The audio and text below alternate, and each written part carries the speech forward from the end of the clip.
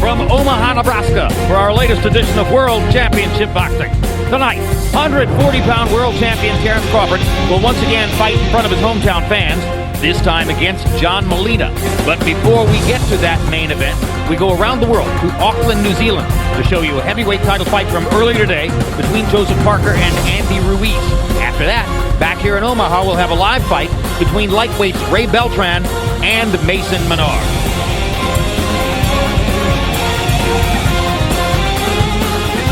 Hello again, I'm Jim Lampley. Welcome to this HBO World Championship Boxing triple header, which originates from here in Omaha, Nebraska, the hometown of Terrence Bud Crawford, the world's best 140-pound fighter, but begins with an event that took place earlier today in Auckland, New Zealand, a heavyweight title fight. You know that in the wake of Tyson Fury having dispensed with his heavyweight championship belts, there is a new level of activity in the division, and two fighters, Joseph Parker of New Zealand, Andy Ruiz, originally from Mexico, now from the United States, met in Auckland to contest one of the heavyweight belts. Here's a look at the tail of the tape for these two very active, fast, bouncy heavyweights. You see the 3-year age advantage, if advantage it be, for young Parker. He's also 2 inches taller than Andy Ruiz, has an arm length advantage of 1 inch measured from the armpit to the end of the fist.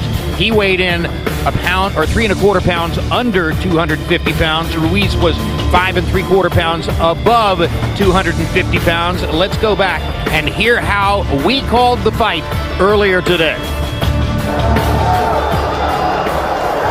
Saturday night in Auckland, home turf of that man, Joseph Parker, as Parker steps to the center of the ring against Andy Ruiz, and they begin in this 12-round battle for a heavyweight belt. You see the Mexican trim, Mexican flag color trim on Andy Ruiz's trunks, and that reminds you that if Ruiz can win the fight, he'll be the first heavyweight of Mexican descent ever to have won a heavyweight title belt.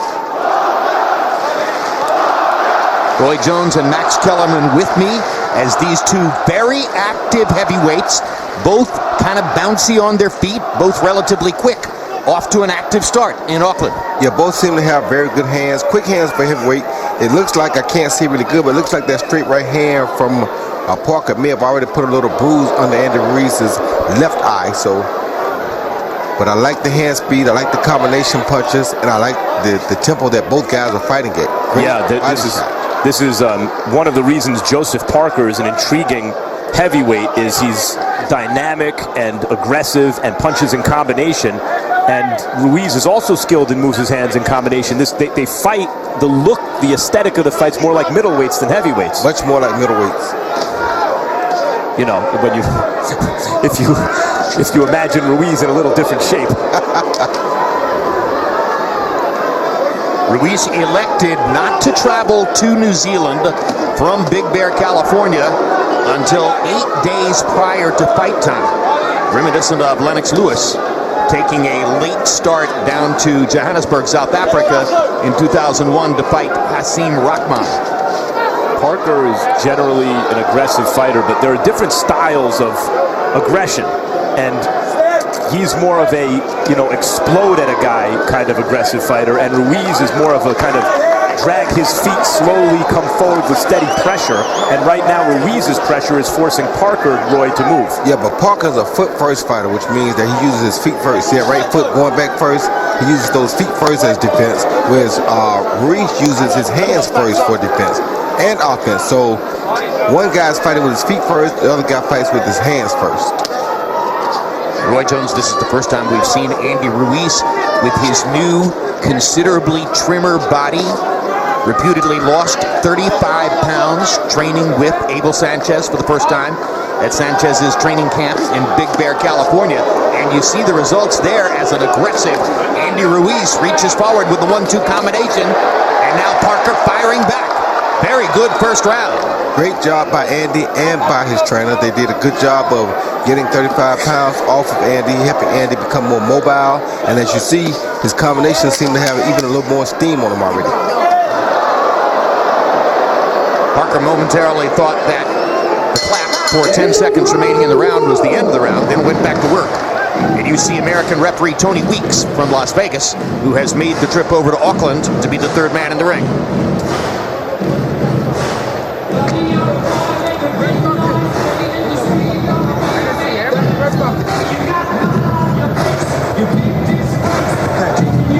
You can see everything he's doing, right? Okay. Now finish with that. I need you to reset under and over. It's there for us. Whether it's a hot pass or a 1-2, the under and over is there, but you've got to set it up. Okay?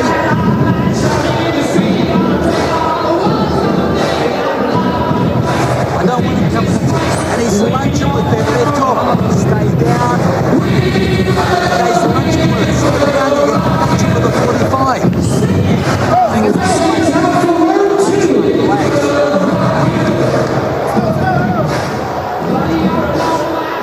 CompuBox numbers in round one found the two fighters combining to throw 102 punches.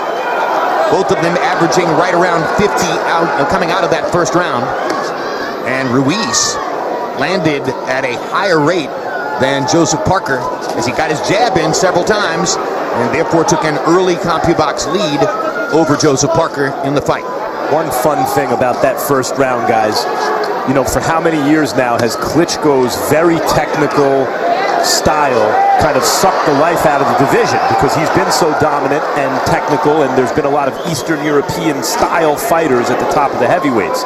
One of the exciting things about Tyson Fury's upset of Klitschko wasn't the fight itself, obviously, but in the aftermath we saw guys like Joseph Parker and yes, Ruiz, and obviously Anthony Joshua and Ortiz and others, Deontay Wilder, with a more fluid style that was more pleasing to watch. And in that first round we had, it wasn't action-packed, but it was a fun round of boxing to watch in the heavyweight division. It's been a while. Where does Anthony Joshua fit into the style equation, Max? Parker hasn't shown it yet, but he seems to me a little more explosive at times than Joshua. But Joshua is a basic but good big fighter with big power and a great amateur pedigree. Roy Jones, does Andy Ruiz have enough power to compete at this level of the heavyweight division? Yes, Andy Ruiz has enough power and enough skill to compete at any level of the heavyweight rankings right now because he's such a good fighter, guy who puts punches together, quick hands for a heavyweight, and we never often see a big Mexican heavyweight. So to have skills on top of it is really remarkable. Saw a good combination to the body moments ago by Parker. So far, the difference in the fight, if there is a difference, seems to be a little more subtle skill on Ruiz's part to me. He looks a little more seasoned at this point in his career. Yes, he does, and 9 times out of 10, Max, that comes from being around more seasoned fighters. Took straight right hand by Andy Ruiz. Parker gets back with one right hand, but Ruiz's quickness and hand speed showing up as he gets the drop on Joseph Parker here in the second round. We got a good fight going on now, Jim. Yeah, Ruiz took him to school a little bit in the last 30 seconds. Yeah, he did. I think Parker's at his best when he's got some forward momentum going, and Ruiz just steady pressure is taking that away from him.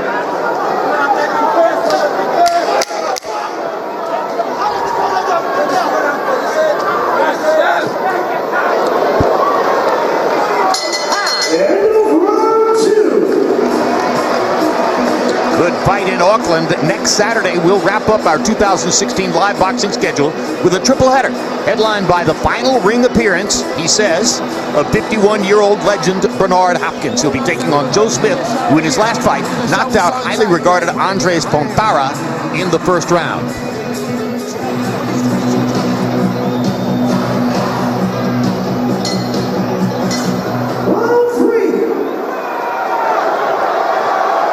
CompuBox numbers in the second round found Parker stepping up his rate of accuracy, landing 10 punches as opposed to only 6 in round number 1.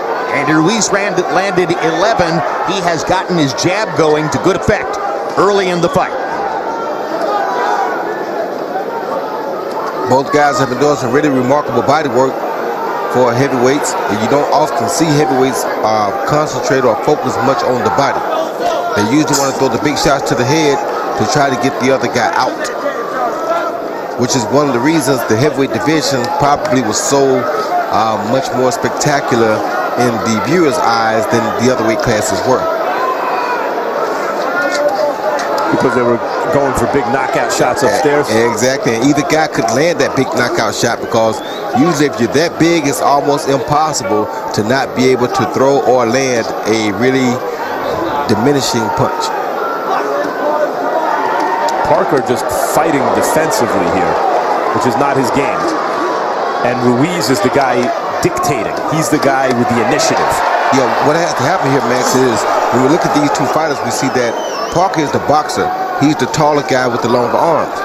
Ruiz is the shorter guy with the shorter arms. So this should be, or it should seem like, I should say, a boxer against a puncher, because Parker has that range that a boxer would want. But you've brought this up on the air many times, Roy. Even though Parker is the boxer, even if he's going to play counterpuncher here, that doesn't mean he shouldn't be first. No, you know, it's still, he's not dictating from out there. And when he does dictate like that, he does well. He just doesn't do it enough. He does it sometimes, but he's waiting a little too much, and that is allowing Andrew Ruiz to be first.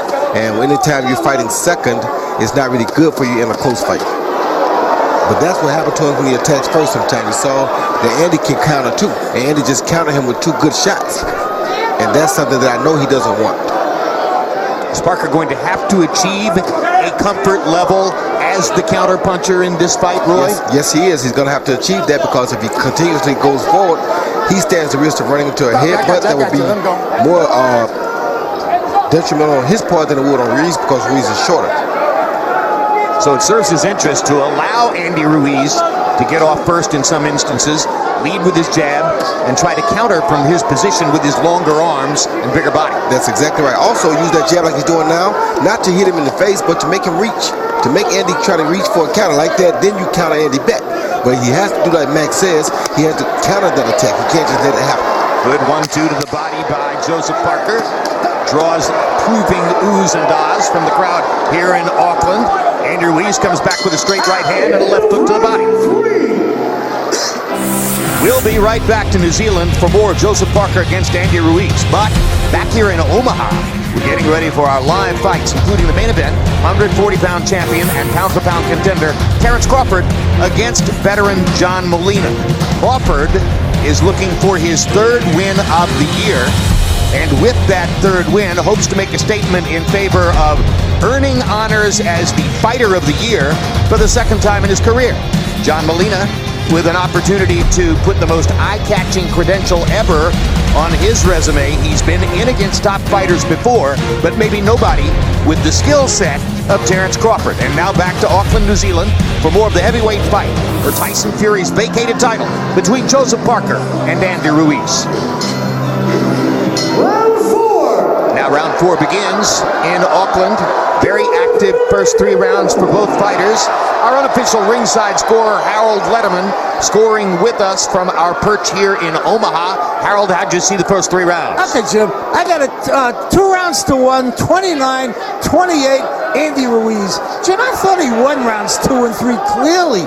I mean, the kid throws combinations, throws a good right hand over the top to the head, and every so often he bangs the body. Now you see that nice left jab to the body. The thing about Andy Ruiz is he's got very quick hands, not a very hard puncher, but he throws terrific combinations, and very often you see Joseph Parker's head getting knocked back, you know? Good rounds 2 and 3 for Ruiz. 2-1, Andy Ruiz. And Max Kellerman, it isn't the first time that Abel Sanchez, in his long and illustrious career, has trained the top heavyweight. He had maybe the #1 heavyweight defender back in the late 80s and early 90s with Orlin Norris. So Andy Ruiz is somebody to whom Abel Sanchez can bring his past experience in the heavyweight division. Especially Orlin Norris, who was a cruiserweight and then a heavyweight and was a compact little guy for the division and fought more like a lighter division fighter than a heavyweight. He was a well-rounded fighter. Ruiz I think Roy is a little more, there's something about him that's a little more dynamic than Orland Norris. A little bit more explosive, I think it is. And he seems to have a little more poise than Olin ever showed us. Olin was a good fighter. He was kind of explosive too, but not really the power set, nor the poise that we see with Ruiz. Ruiz can have poise like a guy who is really a good technical boxer. He has punching power in both hands. He throws great combinations with both hands, something that I don't think we ever really saw from Olin Norris. It feels like, guys, when they're exchanging, that Parker has to expend a lot of energy to do the same kind of stuff that Ruiz can just let flow a little more. Ruiz is able to stay calm when the punches start flying and place his shots well. Very fluent as a heavyweight, we should say Ruiz is. No, stop. Let him up. There's a certain aura that now attaches to Abel Sanchez and his training camp in Big Bear, California. An aura that stems from the way he does his work, the amount of work that fighters put in up there, and of course, the fact that they are training shoulder to shoulder with Gennady Golovkin, who has become a gym legend within the sport. I gotta tell you, the biggest thing. I like this fight so far. I mean, it's not a barn burner, but you know, you just saw that little exchange for heavyweights. A lot of little things in there you generally don't see, and it's an interesting fight so far. Well, both trainers were insistent that this would be the best heavyweight fight of the year, and certainly it's been a very active heavyweight fight for the first 4 rounds. CompuBox numbers through the first 4 rounds of the fight. Parker landing at only a 15% connect percentage. Ruiz, the aggressor through most of the fight, being more assertive, particularly with his jab, landing at pretty much twice the connect percentage of Joseph Parker and landing more punches through the first 4 rounds. Back to Auckland, New Zealand. Round 5. Joseph Parker there on the screen, of Samoan lineage, a citizen of New Zealand, has a tribal chieftain name in the Samoan culture, but his standard walk-around New Zealand name is Joseph Parker. Next, I gotta say it, I mean, you did say this was no barn burner, yet compared to the last fight that we saw for this particular belt, this is a barn burner and a half. So the last fight for this belt was November of last year between Vladimir Klitschko and Tyson Fury, and it was dreadful. It was everything this fight isn't. Yeah, compared to that, this is the thriller in Manila. That's what I'm trying to tell you. So don't say it's not a barn burner yet, because compared to that, I'd be dang, it is a barn burner. That was one of the worst title fights I've ever seen in any division, Klitschko-Fury.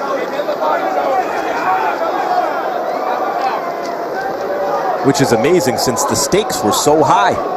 It was a dramatic moment in the history of the division, but not fun to sit through. Well, what you see, the difference you see here is you got 2 big guys, and those 2 guys who didn't have a lot of skills, a lot of skill set. They just depend on their size and their God-given abilities, which being so tall and so long. Those are the things that they use to dominate the division. These 2 guys don't have that size advantage, so they have to have true craft to dominate the division or to compete in the division. These are 2 guys who are well-rounded boxers with craft, with skills. That's the difference.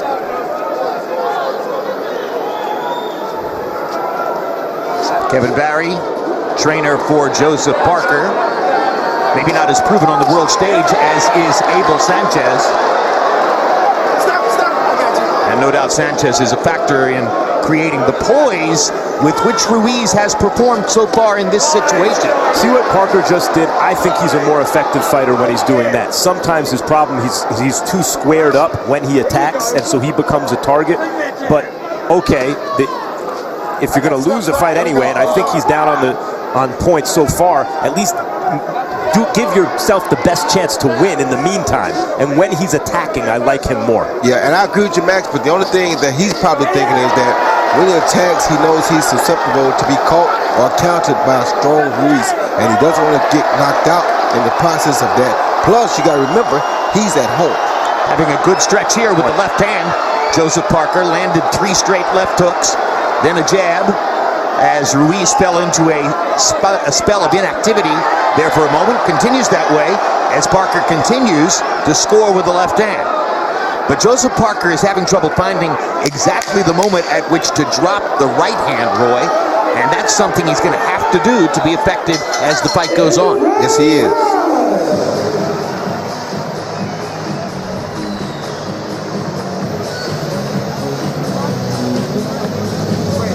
He just start banking those rounds, Joe.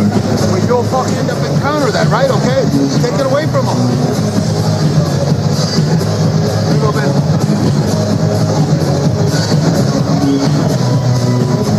Very good round, except that you're Saturday night in Auckland, New Zealand, 18 hours ahead of the United States. Central Time in Omaha, Nebraska, where we're situated, watching this fight as we prepare for tonight's main event here in Omaha.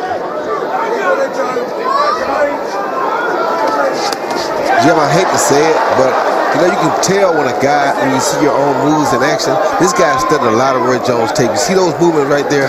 Those are Roy Jones' movement as a light heavyweight and a super middleweight and a middleweight.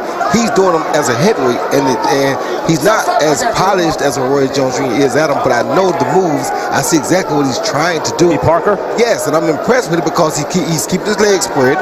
He's trying to do things that Andy Ruiz is not going for, but he is setting the right traps. It's just that Andy is a very skilled fighter himself, and he's not going to buy into those traps. So you're saying that Joseph Parker grew up watching Roy Jones, which is true of just about every fighter we cover. Well, not only watching, he grew up learning because he has done a lot of studying to have these moves. I see a lot of my particular moves happening right here in my face. But I think that you ruined a lot of fighters the way Muhammad Ali did, Roy, because you were athletically different and you tailored your style to your unique gifts. See, that was one of my favorite combinations that he just threw right there. You got to know, I mean, this guy is something special. Look at that. These are things that I loved to do when I was in my prime. So, and I may have ruined a few of them, Max, but hard works outdoes it all. See that? That was one of my favorite combinations. But I don't like his left hand low like that and kind of throwing that pawing jab. I like his crisp jab. Yeah, but that pawing jab sets up what we want to set up. He knows why he's throwing that pawing jab because he is the taller fighter. So that pawing jab gives Andy a reason to come after it. When he comes after it, that's when we take advantage of it. Are you seeing Parker getting more confident here as the 6th round goes forward? Yes, he is. He's getting more comfortable. And that jab and using that jab as a pawing weapon is giving him room to be more comfortable. Well, I mean, the fighters who try to emulate your style, Roy, do that a lot of times off rhythm and confidence. And he had a good 5th round, Parker, and maybe that's enabled him to do this so far this round. No, I've been saying it the whole fight, though, Max. I just didn't want to say it because I wasn't so sure. But it kept slapping me in the face. I'm like, wow, where did he get that from? And I'm like, this gotta be, he has to be, or has had to at some point in his career, studied those tapes. Well, Roy, we know you are by nature very bashful, but rest assured, it's your responsibility when you see yourself in there to point it out. That was a really good and rare heavyweight exchange. Both guys certainly was hard shots, both landed, and yet they continued throwing the combinations in the exchange. Like nothing had happened. Something we rarely see in the heavyweight division. And there were body shots involved. Looked like the 12th round of Holmes Norton, the way they were throwing against each other.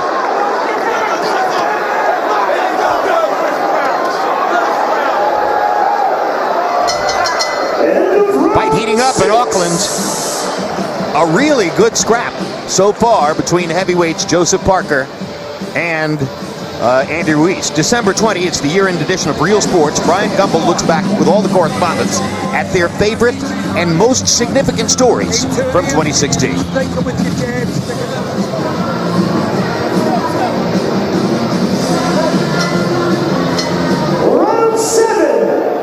So we're midway through the fight. Round 7 of a scheduled 12 in New Zealand. First 4 rounds seem to belong to Andy Ruiz. Last couple of rounds seem to have seen something of a comeback by Joseph Parker. Harold Letterman, how do you have it scored midway through? Jim, I got it 4 rounds to 2, 58-56, Joseph Parker. You know, Jim, Andy Ruiz is doing what he always did his whole career. He don't punch. I mean, he always did that. He looks at you, he comes forward slowly, and he doesn't throw his hands. I think he lost 3 rounds in a row just by not punching. If he would have let go of that right hand like he did in rounds 2 and 3, I think he would have been doing tremendous. But to tell you the truth, if you watch this and you watch it real close, you'll see how little the guy punches. He looks at him, and he doesn't let it go. 4 rounds to 2, Joseph Parker. Roy, is a more aggressive Joseph Parker a big reason for Ruiz keeping his hands at home? Yes, he is. It's just like me and Max was just talking about. He's using that pawing jab to force Ruiz to keep his hands at home. By throwing that pawing jab, it makes a guy have to defend that, because he knows that if he doesn't defend it, the next time it will land or something may come behind it. So by him using those pawing punches, he forces Ruiz to keep his hands at home and not be offensive with them as much. I thought the first round, by the way, it could have gone either way. I thought Ruiz won the 4th, so I differ with Harold there. But whenever I differ with Harold, on rare occasions we just differ. Generally, I would accept the idea that he is sitting there scoring the action in a way that I'm not, because we're calling the fight. So I'll defer to him there. But it seems to me that maybe Ruiz is on my card would be up a little in this fight at this moment. Now that you guys have agreed that Parker changed the fight somewhat with the pawing left jab, should Andy Ruiz be attempting to counter over that with his right hand? Yes, he should, but it's dangerous to counter that paw. So what he has to do is make him throw that jab at his face, attack him more so that he's forced to punch at the face, then he can counter it. By letting him hit the glove with it, he's never going to reach him. That's why Parker's doing that. It makes it hard to reach him by pawing and stopping it at the glove. We talked about how Ruiz was disciplining Parker at times with those combinations. Parker landed a good right hand in the 4th round, the round that Harold gave him. I gave it to Ruiz, but since then, the fight changed a little bit. I think maybe Ruiz has been a little bit gun-shy. And then Parker's slipping in that left kind of jab hook at times that's keeping Ruiz honest. Well, I think it's clear when they trade, as they traded right there, the one who is more likely to back his opponent out with a hard punch is Parker. Yeah, but I'm sorry to say I don't think I've ever seen, and if I have, I don't remember a gunshot Mexican. I can't agree with that statement. I don't think he's gun-shy. I think he's just being cautious because he doesn't want to give the fight away. There's the Mexican in Ruiz as he chases Parker into the corner with a big jab and a right hand.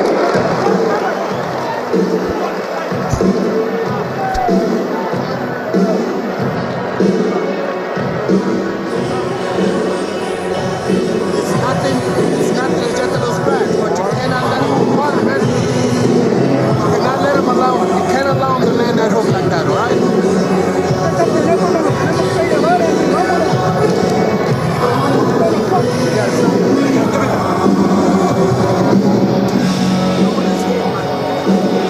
Here we see some of the replays. A good hook, lead hook that landed on the throat of Ruiz by Parker. A good jab to the chest by Ruiz. A good up jab by Parker. I thought that was a really good shot. Good overhand right to the back of the neck by Ruiz, followed by a hook by Parker. This was actually a good exchange. I think that's the exchange we spoke of. Both guys landed about 4 or 5 punches in that exchange. As we head down the stretch, it's worth noting neither fighter has ever been knocked down as a professional or as an amateur. And that makes Parker's 3-point lead unofficially on Harold Letterman's card look like a bulge, because there's less likelihood than in a lot of other cases that one of these fighters is going to create a 2-point round with a knockdown. No, earlier in Parker's career when he was fighting inferior opposition, and this happens to almost all fighters, he was aggressive and at times just overwhelming them with offense. And recently, as he stepped up the level of competition, he's become less of a kind of aggressive knockout puncher. And we've seen more variety in his game. And that's good for him. But I would still like to see him a little more aggressive. And I admire boxers, and I like guys who can use the ring and their feet and box from a distance. I think he's really explosive when he's aggressive, Parker. Yeah, whether he's being aggressive or not, I think you have to give Parker and his trainer Kevin Barry credit for having done a good job today of managing an equation that didn't seem to favor them at the beginning and has turned more in their favor as the fight has gone on. I agree with that, Jim. And at the same time, I was saying that I could agree with him being more aggressive, but he is not the puncher here. He's the boxer. So he's doing the smartest thing by letting Andy follow him around, keep Andy's hands at home with those tap shots or pot shots, and that way he stays at a safe distance.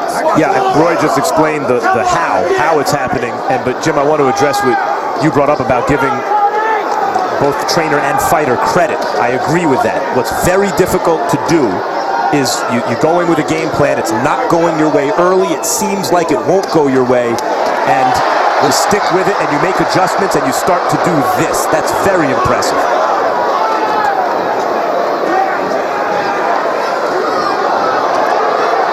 Ruiz still getting in his good shots every round. But you see how Parker's not allowing him to keep Ruiz to keep him pinned against the ropes. He's using those legs to either walk left or right to get out of those corners. That's very smart, being a tactical boxer. Yep, especially when first 3 or 4 rounds it looked like Ruiz was just maybe outclassing him a bit, and that part of the fight is over. Now Ruiz is following, which is not good. He should be cutting the ring off. If he cuts the ring off, he makes it much more difficult for Parker to survive. See how he let him out of that corner right there? Well, what Parker is managing for himself here is a power versus speed equation. He knows that if he's going to let his hands go and trade with Ruiz, because of Ruiz's greater hand speed, he's going to get tagged. But on the other hand, he's more capable of backing Ruiz out of an exchange with one big punch, and that's going to show up on the scorecards for him. Yep, good body shots by Ruiz. Excellent finish to the round.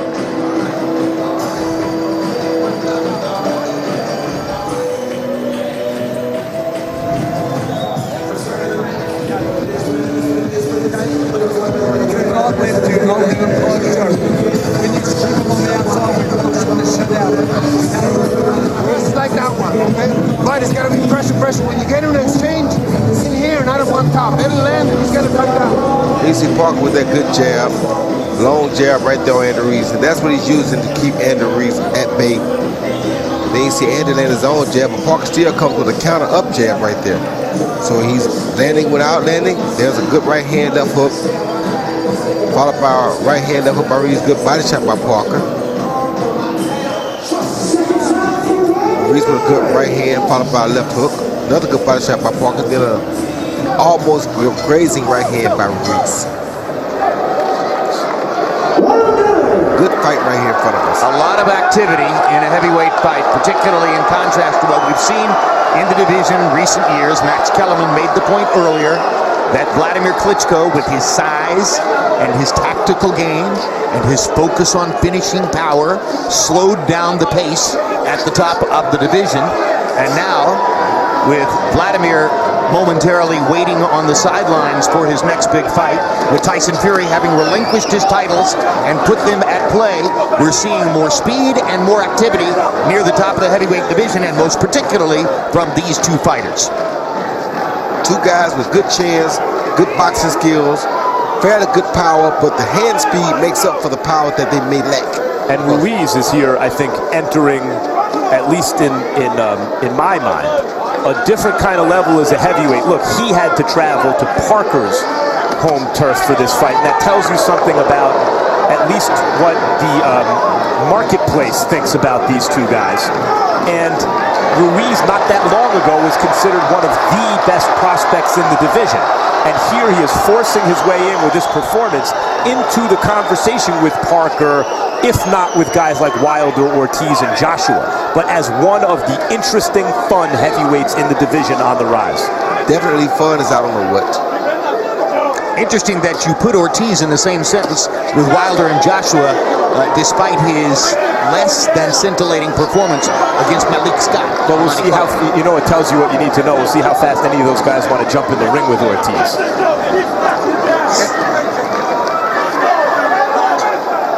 And I also want to say, to Ortiz's credit, Jim, a lot of us always talk about how non-interesting the Cuban style is, which it is, until we see them against a top-notch fighter. Then it comes alive like no other time. Meaning Ortiz is generally more aggressive than we're used to seeing a Cuban fighter?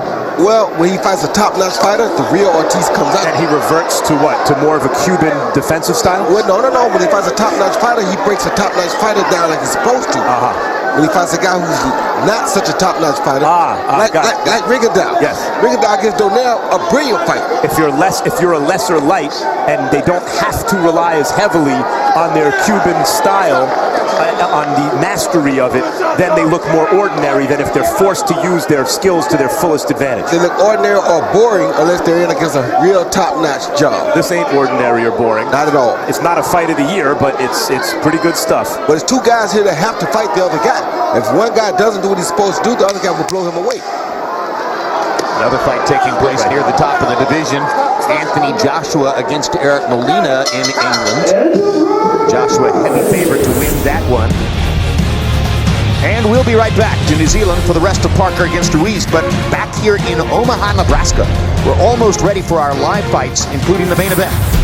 Terrence Crawford, who holds 2 title belts in the 140-pound weight class, has already had 2 wins this year, looking for a 3rd win in 2016 against his opponent from Los Angeles, John Molina. And Molina, of course, threw this entire commotion into a cocktail yesterday when he showed up 4 pounds overweight, could not get down closer than 143.4, had to make a deal to continue with the fight, but it is no longer a title-risking enterprise for Crawford. And now back to Auckland, New Zealand, for the conclusion of the heavyweight title fight between Joseph Parker and Andy Ruiz.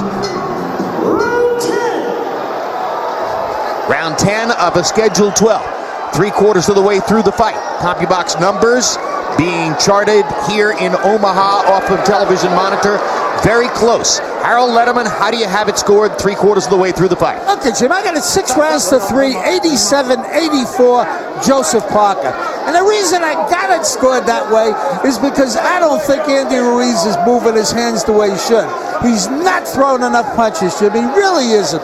He keeps coming forward. He lands real good when he lets it go, but he don't let it go enough. Look at this. He lets Parker whack him in the face, and he doesn't fire back. If Andy Ruiz would only open up, throw a lot more punches, I think the fight would be a lot closer than I have it. Be as it may, 6 rounds to 3, Joseph Parker.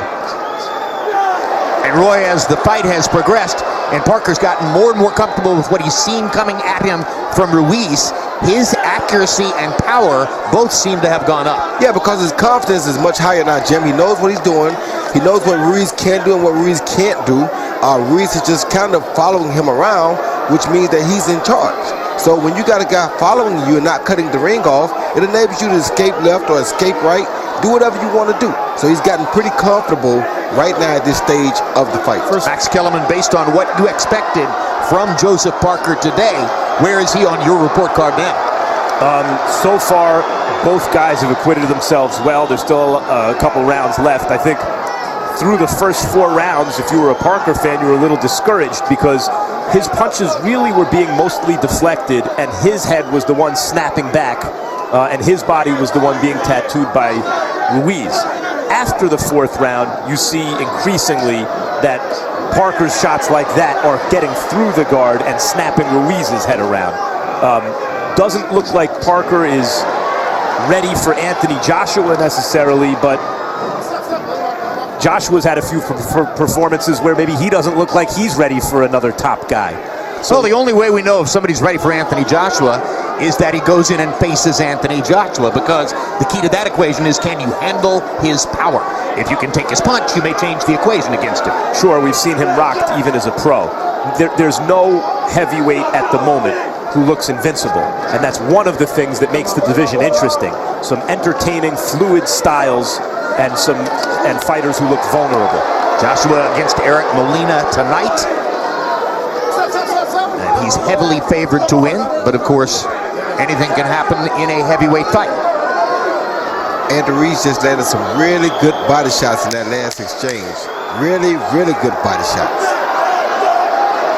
Too late or the right time to be throwing body shots, Roy? Always the right time to throw body shots, just like he ended the round with.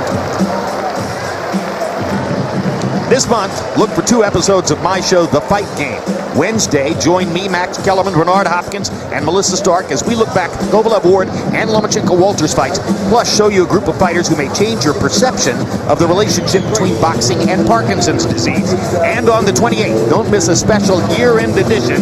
We'll review the year that was and hand out awards, including our picks for Fight and Fighter of the Year. They see a good left hook by Parker. Then you saw a good overhand right on the chin, followed by a short left hook.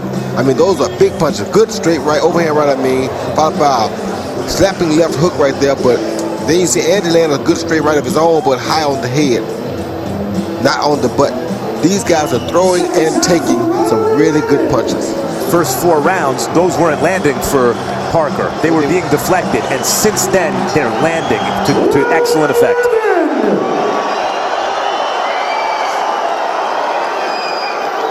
Yeah, Parker's overall connect percentage in the fight, according to CompuBox, right now is only 20%, and that's not particularly high.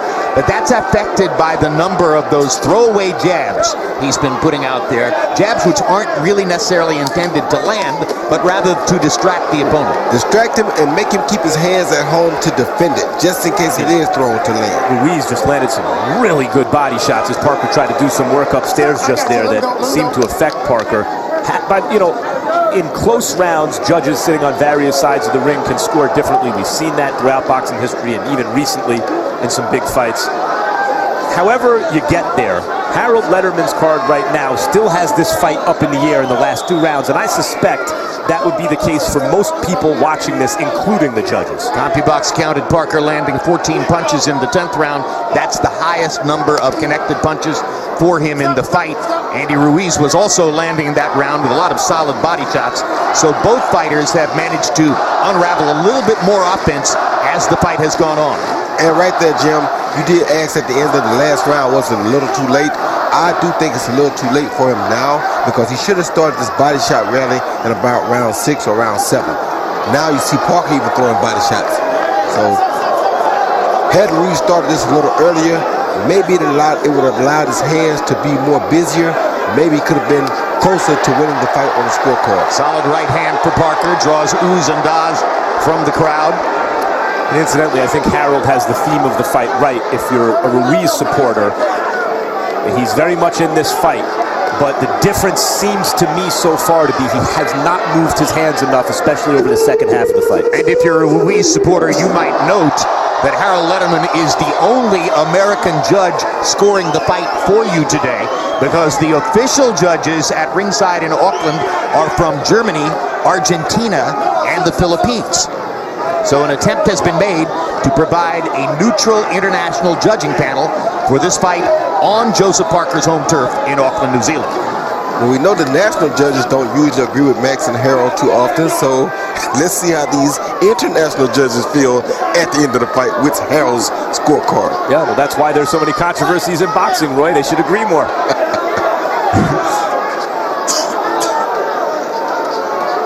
Good jabs by Parker. Well, down the stretch in round 11, Parker's focus has stayed in place. He has fought his way through the fight very effectively. Yeah, he stuck to his game plan, Jim, and you'd like to see that in a young and up-and-coming heavyweight contender. Good body shot. Good body shots by Joseph Parker. Excellent choice at the end of round 11 for him.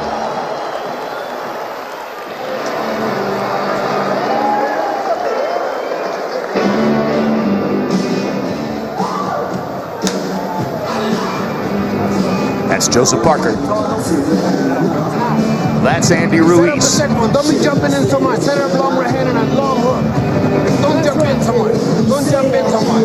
Long right hand with a long hook. And just let him take over. Last round. Two unbeaten heavyweights. Their aggregate records go to 50-0. 29-0 for Andy Ruiz, 21-0 for Joseph Parker coming into this fight. And there is Andy Ruiz's mother, Felice Ruiz, who made the long trip to New Zealand. Watch her son from ringside. Getting ready for the last 3 minutes now of the fight. Round 12. would be nice to see something big and dramatic here. It's been a nice fight, something less than the action fight I thought we might get, and a big finish would be what people remember. A safe-looking three-point lead here on Harold Letterman's unofficial scorecard for Joseph Parker. Comes out using that same popping jab that he's been using all night. Great punch for him, I think. Seems to become the best punch he's thrown all night, because that jab has kept Andy at bay, although Andy just countered it really good right there. Yeah, Andy's putting pressure on here a little bit more. You guys referenced, Jim, the last round of Holmes and Norton, the 15th round, one of the great all-time rounds. The fight was good. The last round was incredible, and that's what people remember. And this fight seems to be in the balance, and these guys are throwing some big shots here. That was a good right hand by Joseph Parker. And didn't even phase Andy.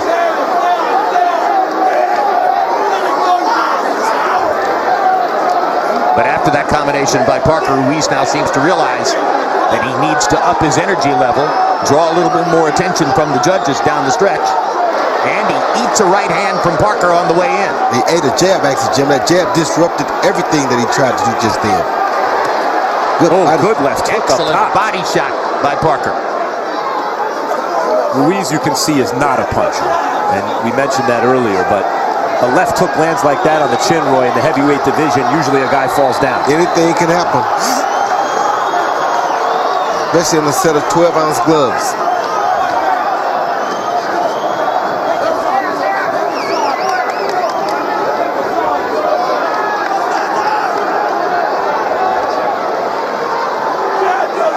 Fight could be on the table with the official judges.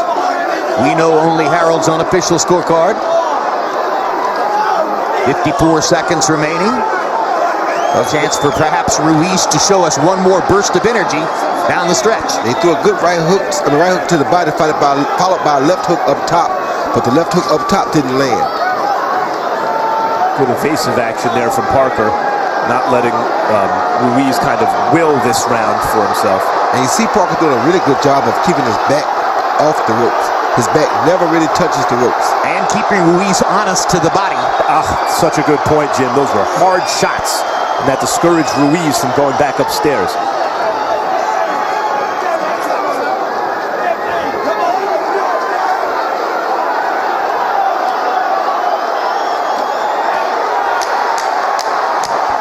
Parker trying to finish with a rally here. Good jab again. Some excellent technicianship throughout the fight from New Zealand's Joseph Parker. Only 21 professional fights coming in, but he responded very well to the pressure of this situation, as did Andy Ruiz. Just looked as though Parker, by and large, had more weapons through the fight.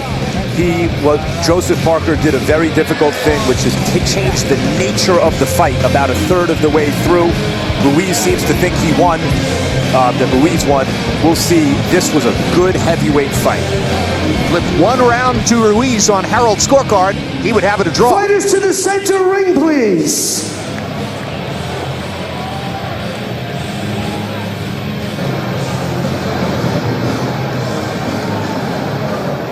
Ladies and gentlemen, can we please have a round of applause for these two fighters?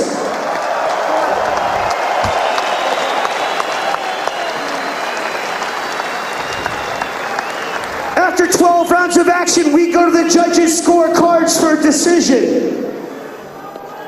Judge Lagumbai scores the bout 114-114 draw. Judge Serdan and Judge Barabas call this fight 115-113 for your winner by majority decision and new WBO heavyweight champion of the world, fighting out of the blue corner, La Besai, La Aui, Ali Mariatella, Joseph. A very close fight. Ultimately, razor-thin scores. 115-113 twice for Parker, 114 apiece from the third judge. So it amounts to a 2-point win for Joseph Parker and earns for him control of one of the heavyweight belts. And Andy Ruiz falls short in his attempt to become the first Mexican-born fighter ever to win a heavyweight crown.